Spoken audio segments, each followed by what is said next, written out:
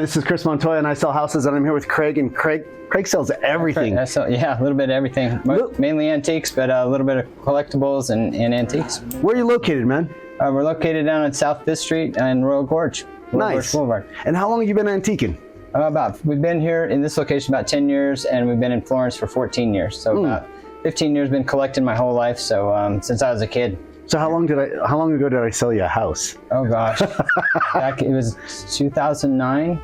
Was it 2009? 2009, I think so. Holy cow! And then I sold your son a house too. That little house on Red. We renovated it. We fixed it up, and I'll never forget. You actually thought it was a dozer house. It's just like there wasn't any hope for it. So it was. And you created some hope. And so we cleaned it up and we saved it. So your nature is to clean up and save things. Pretty much, yeah. Yeah. That makes a lot of sense, man. So you've been antiquing for how long? I knew you were doing it before. Oh, yeah. I've been collecting my whole life, like I said, and been antiquing, just basically trolling around wherever other states and flea markets and wherever we can go. And we've been doing that probably about 20 years. Nice. That we've been collecting, and we turned into dealers about 14 years ago.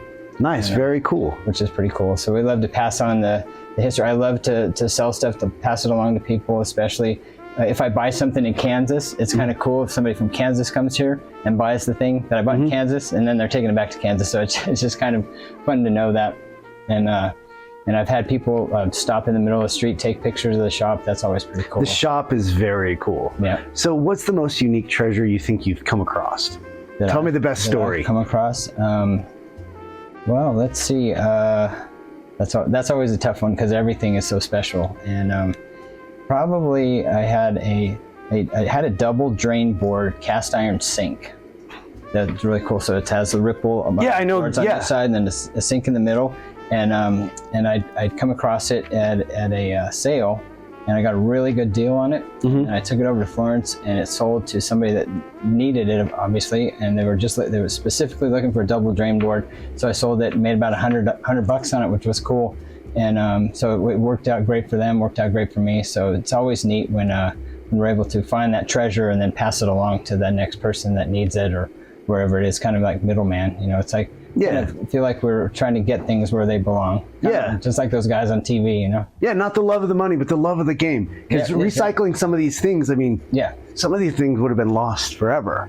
And then somebody desperately wanted this thing, like that cast iron sink, and then all of a sudden, strange, that just showed up here. Yeah, exactly. And you never know, I'll bring stuff in, and all of a sudden that person will come in the next couple of days. And it's like I get an inspiration to bring it in.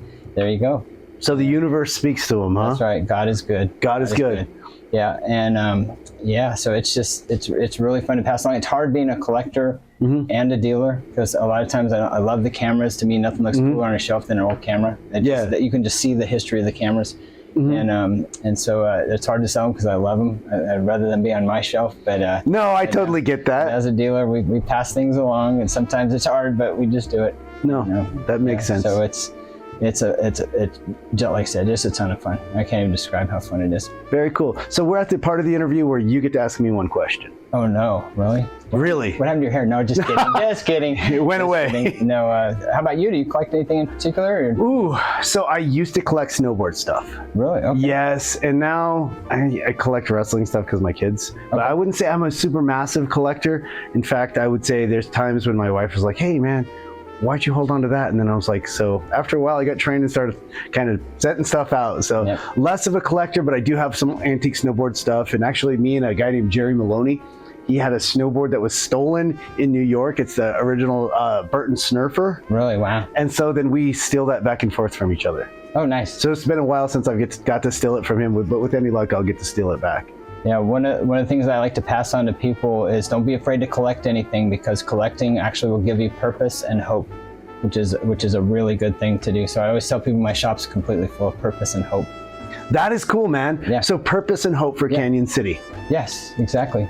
Brother, I love it. Yeah. Hey, thank you, man. Seriously, I appreciate it. Not a problem. Thanks for stopping in, Chris. Thanks, guys. Yeah, thanks for selling housing, brother. Dude, thank you, man. But seriously, besides everything else, thanks, man. I appreciate you. No problem, brother.